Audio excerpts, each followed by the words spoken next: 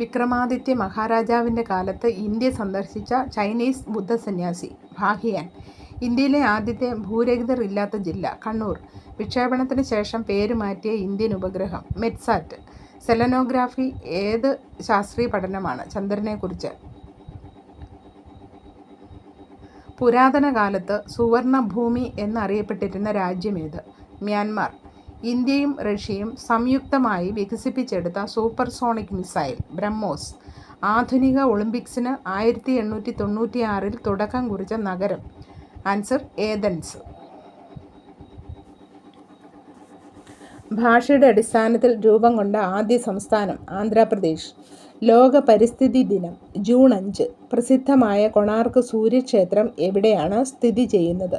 Orissa. Zanzibar എന്താണ്? നേന്ത്രവാഴയുടെ ഒരിനം. Zanzibar എന്താണ്?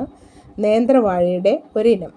1 hectare എത്ര ചതുരശ്ര മീറ്റർ ആണ്? 10,000 ചതുരശ്ര മീറ്റർ. അന്റാർട്ടിക്കയിൽ ഇന്ത്യ സ്ഥാപിച്ച ആദ്യത്തെ ഗവേഷണ കേന്ദ്രത്തിൻ്റെ പേര്?